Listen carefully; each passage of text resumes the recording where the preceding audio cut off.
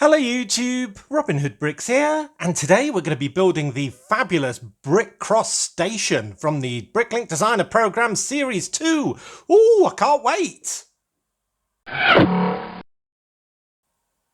Well, I have been looking forward to this set for absolutely ages. You may remember that I missed this when it went on sale originally, and I was having a bit of a panic until I realised that the secondary market for all of these Bricklink Designer Program sets isn't quite what I think some purchasers thought it would be, making a quick buck.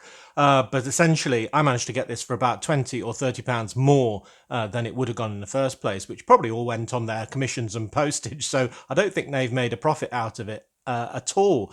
Anyway, the most important thing is I've got one now and it is absolutely fantastic. When I made that post actually about missing it, Marcos got in touch, the actual designer, on the comment section and said that he was thrilled to see it in Brick Nottingham and that he'd be honoured to have it in my city and was very excited indeed about me being keen on buying it. So it just shows that this Lego community, of which we are a small part, is very close actually and incredibly positive. So yeah, great. So Marcos will no doubt be watching this video as well and probably will be the pinned comment below, I'm sure. Anyway, yeah, this set is absolutely great because it's another great big station and I really liked its vibe. I was sort of thinking of doing something similar, but I've got so many projects on, it just helps that somebody's done the work for me because I want a second station so the loops of track essentially have somewhere to go, because otherwise, well, it's just going round and round in a circle to that same old central station. In the old city, I used to have a small station right in the corner, which didn't make a lot of sense because A, it was on the cargo line only. No one pointed that out, but thanks for not doing that. But also because, well, I'm using that corner now for the big extended space tower and I finally get around to that. So that kind of spot has gone. I'll probably use it on the second side of the city in due course. But this, in the middle of a run of modulars that already back onto the tracks, is just perfect. And I love the fact that it's on 1.5 base plates. It's like when I did my mall, I did that on 2 base plates, but it just allows you to cram a lot more in because 1 base plate is really quite constricting. It's not so bad on the depth, it's that width that is really benefiting. And now we've got loads of units, which is exactly what I like to see. Lots of very small things. They're not particularly realistic perhaps, but it's the density of loads of different businesses that I absolutely love. So yeah, I'm really looking forward to building this, that is for sure. I will be making a few amendments, I think, in due course, but yeah, not to worry. Right, so yeah, I forgot that we don't get instructions with these new sets anymore. We just get this lovely card to keep safe. I'll have to be doing them off a PDF. I got the usual sticker sheet, which is very interesting indeed. A bit crumpled as it was, just thrown in the box as per usual. I flattened it out overnight. It looks salvaged, so that's all right. And the other thing I noticed on initial view was the fact that we're still using the plastic bags rather than the paper ones. To be honest, I think I prefer the plastic, if not environmentally good. It does open a lot easier. But anyway, cool. So that is the initial opening. Let's get thinking about how I'm going to change it. All right, don't be alarmed. I am following the regular instructions. It's just that I'm kind of making a few amendments as I go. And that's why I've got these wonderful colourful tiles in here. I'll explain all very soon. Essentially, the first 2 bags is just this great big biscuit of a solid base. But the good thing is it is really solid. So it's going to be not only raised above street level, giving a bit more variety, but also very easy to transport for that first time. I mean, it is possible to drop a modular. I say this firm in the knowledge because I dropped one yesterday. It went, well, at least one floor went into complete smithereens. So anyway, yeah, I pieced that back together and annoyingly had 1 bit left over, which I still haven't worked out where it went. Anyway, long story. Yeah, so I'm making a few changes to this right from the start. The first one isn't the tiles, it's the fact that we've got this gap here. In the instructions, all of this should be pushed right up to here, and I've deliberately put a 4-stud gap in between. And that's because on the back of this build, as you may be aware, there is a station platform which will go onto the track pieces provided in the set, but I'm going to have them backing straight onto, well, my ballasted track, of course, and that is 4 studs recessed from the edge of the base plate. So essentially I want the platform bit, which is represented by all of these kind of slopes with brick bits in between, and what will be the platform surface on the top of them on that green base plate. So I'm going to kind of attach them hanging over the edge in due course, and that will cover up this entire sort of rainbow brick profile here. So yeah, don't worry that there's a gap there. I'll fill that with tiles, and don't worry that I haven't done the platform on the back yet, because that will be going in place. And that means it will marry very, very neatly up with my train track, which must have been how they wanted it to work in the first place. So that's all good. So that's one difference explained. The second is me using these colourful tiles in here. Well, this section's all going to be covered up, as you might see from these studs on the side, by the sort of complicated stairs that go up into the main body of the station. And well, it just seems such a waste to have all these lovely light bluish grey tiles being covered up, never to be seen again, when I can use these in the city. I paid money for these things. So I've used some ones that I've got video sets and stuff like that I've got absolutely no use for, to do exactly the same job, and thus making myself a kind of profit or saving of those additional pieces. In fact, I've done the same thing underneath here, where there's a great big grid structure to make this incredibly solid, as I said. And wow, you should see the amount of pieces that I haven't used. It's all of these, just from the first two bags. I thought green and brown I'm often buying, dark bluish grey, light bluish grey bricks of different sizes, and plates, and loads of these 4x4 tiles, which I've never had before. I like them a great deal. I'm going to be using these on my level crossings. So yeah, an absolute load of bricks that I've saved in usable colours that I've replaced, never to be seen again, using red and yellow and stuff like that people have sent in. Much easier to well, dispose of, cheaper and easier to find bricks. So yeah, that is a really good thing for me. It's made me a lot of free pieces, so to speak. I can't help but imagine that Marcos deliberately designed it with that in mind, just to give me loads of free pieces. In fact, I'm going to be taking these 1x8 tiles off the front as well and use them for my crossings, because they're about, I don't know, 15p each, and replace them with 1x6s, which I seem to have a lot more of. I've also blocked in the Technic pinholes on this side, because I think that side will be exposed. Oh, so yeah, 2 bags down. We've pretty much just got the structure in, but I'm very happy with it already because of those free parts. Other changes I'm thinking of making as we progress with the set are, well, this comes to a very sort of blunt end here, and this is the sort of cafe external area, which is very narrow. The one that's called End of Dark Ages, which is a very good term for any AFOL, basically, when you come back to Lego in later life. So I'm going to have this spilling onto the pavement, because we're going to have a road plate here, so we'll have 6 studs to play with. So I'm not going to do that immediately. I'm just going to get on with building the base set. But that is what my plan is for that side.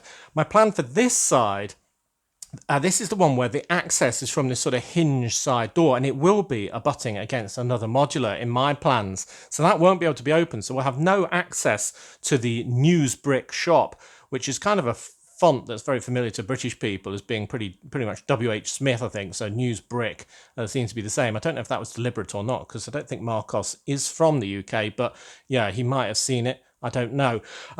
Anyway, so I'm thinking in the future I might try and make that side bit a bit modular, or at least just a very top roof be able to be lifted off so you can have a pier into that top floor with the kitchen. So I don't know if that's going to be worth it or not. And it kind of ties in with a much bigger decision I think I've got, which is, do I raise the entire building to make it a little bit taller? I don't mean the base. I mean just, well, the floors, the actual height of each level. In that, I've seen a couple of pictures where it's next to other modulars, and the sort of modulars are all plodding along at this height, and then this comes in a bit lower. Now, that might look all right in the city, and it might be that it's just a different age of building or something like that and doesn't look bad. But if it does, I might just add sort of a couple of bricks in the lower floor and in the upper floor, and make it a bit taller so it's more uniform, because it's going to be at the back. I don't want it to be hidden. I want it to be able to look grand and be seen. Anyway, I kind of digress. We're going far into the future. I'm going to build the base set now, but I have to do these changes because I'll never have access to these pieces again, or, well, I'll have to do a complete rebuild if I want to move it back 4 studs later, and I'm fairly sure the measurement's going to work. Well, fingers crossed. Cool, right, let's get on to bag 3 and see how many other free pieces I can salvage. I think it will be no more, actually, because it's all going to be on view from here on in, but yeah, I'm enjoying the build. Oh, well, that took ages. Always the most boring bit of a modular type build is adding all of the tiles on, but they're there. It's kind of captivating, this pattern. Almost looks like an optical illusion in the middle. And there are those lovely steps covering up all of the nasty coloured tiles that I put in. So that is that fixed. It worked. It's very important to have a 3D element in a build, I think, sort of getting us above what would be kind of pancake world in the rest of the city with absolutely everything on the same level. So I think that was a really good creative part. I've managed to put the platform on the back, kind of hanging off the edge of the base plate at the moment, but that will attach to the green base plate, as I say earlier. And I've done some more swap-aroos.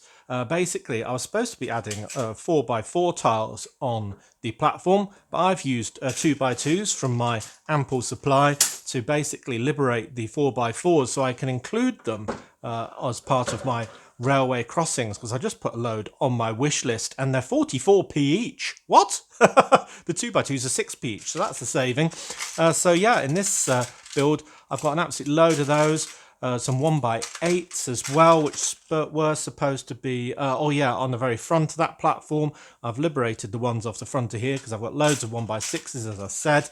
And yeah, I'm getting loads of free parts. So yeah, we'll have a free crossing as well for this set.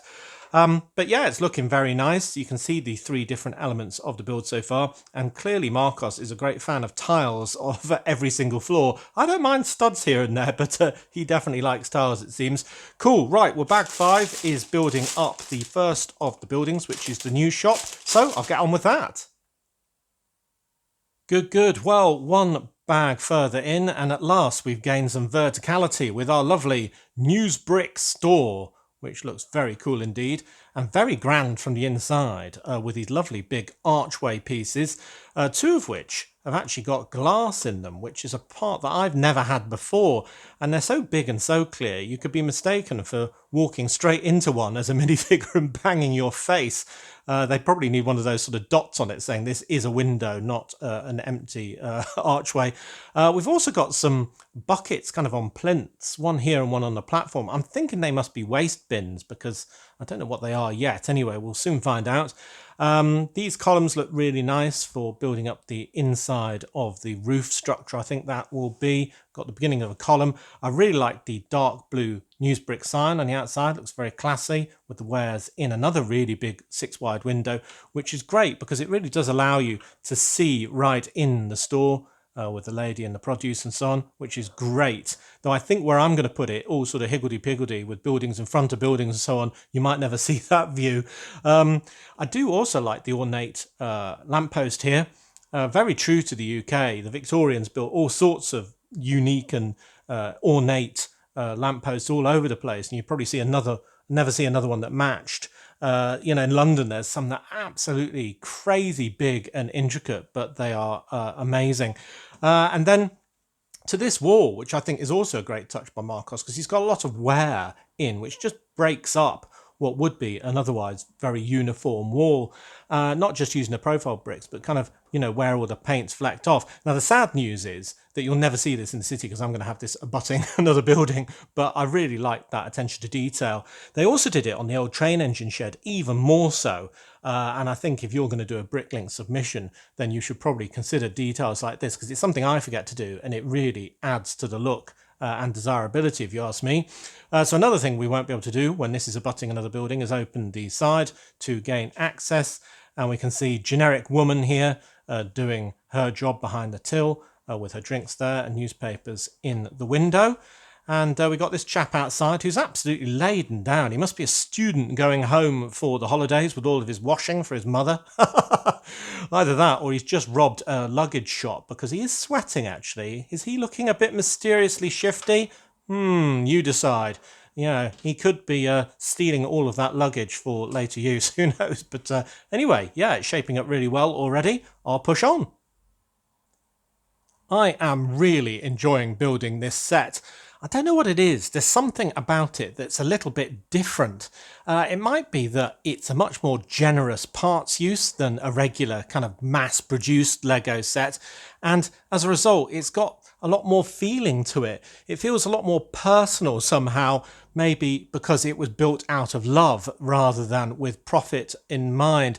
And you can tell that with all of the little details that are throughout this build, like this lovely dark red piano, which is an absolutely amazingly effective build, blocking us through walking through that glass, as I mentioned earlier, but also because I think the skill here is getting it completely recognizable, but in a very small amount of bricks. So you can cram in as many different details as you can into a given space. And I think that's a real talent. And the same sort of talent is shown with the staircase and this lovely gold banister all the way up it. It just looks seamless and really nice. We've got the half stud offset on these columns, and the bar is very interesting as well with this little light on the wall. I like a great deal. And it seems that to buy a glass of wine in this place only costs you £5. That's very unrealistic if you ask me. Oh, but then again, maybe it's only 5 change from a £10 note for one glass. That feels a lot more realistic if you ask me. Yeah, so this is really shaping up well. It's got kind of similar vibe to my main station in the fact that we've got somewhere to buy something to read for your journey and something to refresh you while you're waiting for your loved ones, just like my main station. But I suppose that's true of pretty much any station. And it's some good competition with Newsbrick, obviously competing against Heart Lake News in the other one. But yeah, this is shaping up really nicely. I'm really enjoying feeling the design process that Marcos was clearly considering when he put this together. It's a bit weird in that it was allowed by Bricklink and therefore Lego in a way, though, with drink being involved, which is something they're usually quite against, and with it being, well, quasi-modular, even if you can't sort of lift it all off. Maybe they approved it before changing the rules recently after regretting doing it. I don't know, but I'm very glad it exists. It's a shame there won't be many more like it in the future. Anyway, I shall push on yet again. Well, we're really starting to enclose the lower level now. I think this is going to look absolutely fantastic when it's double height on the inside. We've already got the arches and the nice detailing on the outside. You can see what I mean. It's a little bit sort of stumpy in its height, to use the technical term. We've got another traveller.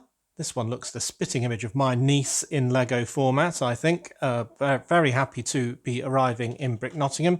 And we've also got these lovely ornate gates, which, if you kind of bend around a little bit, they can use the same stud that she was standing on as kind of a buffer to keep them nicely aligned and closed. Now, I don't know if that was deliberate or not, but it's a very good touch. And talking of good touches, if we go round to the back, there's lots of lovely detailing with plants on the outside here, the lovely wrought iron fence, brick cross sign, the bench made out of sort of metal looking pieces, all these grills and all the rest of it, and the interesting choice of dark turquoise as a colour. Now, I quite liked it in the pillars because basically it kind of looks like wrought iron that is then painted for rust protection, usually quite an interesting colour in Victorian stations, so I think that's very typical for the UK.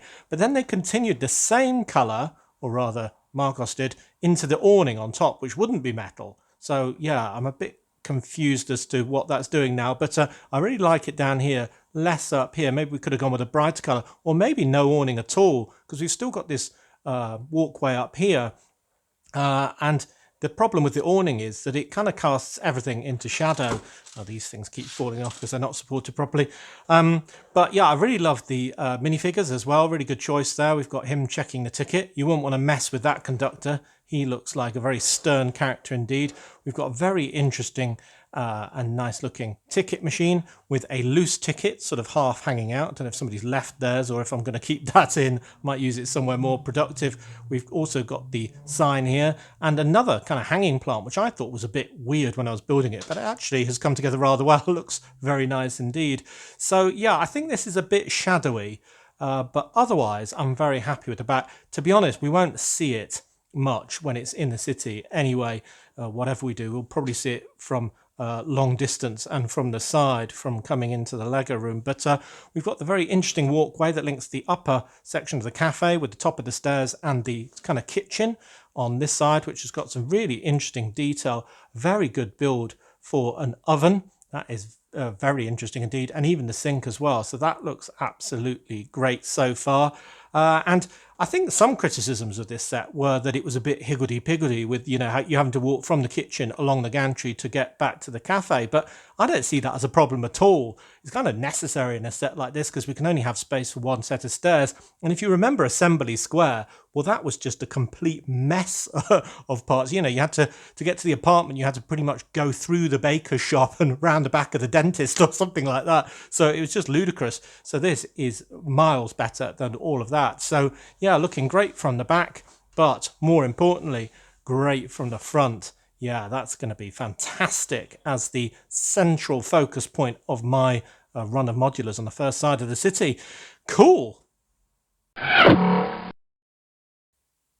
Well, golly gosh, is that the time? I'm going to have to park this and finish the rest on Sunday, I think, for release in a bonus video on Monday, because tonight I'm going to the leaving do of Mrs. Hood, who's changing jobs. And yeah, I'm going to help out getting all the drinks and stuff like that, so I better get ready. Anyway, as always, thank you very much for watching. It is appreciated. Do remember to like, comment and subscribe for more awesome LEGO videos. And if you value this channel, there are many ways in which you can support it. Do check out the links in the description below. So the next video will be on Monday, hopefully after a full build session on Sunday, when we'll finish off this lovely build and even get it placed in the city in that first run of modulars. I've had a bit of a shuffle and done a bit more work since you last saw it, but yeah, look forward to it a great deal because this is great so far. I think my original intention of maybe sort of scaling this up and adding a bit of height might be easier said than done, actually. Now I get into the build and see how incorporated all these builds are. But then again, this bar does have a removable roof and the very top roof of the station is removable already, so maybe I don't need to. It's only a kitchen and a newspaper shop after all, and you can see them from the inside. So yeah, not too bad. Anyway, it won't be long until part 2 now. So until then, see you! Yes, I shall have to call her Amy.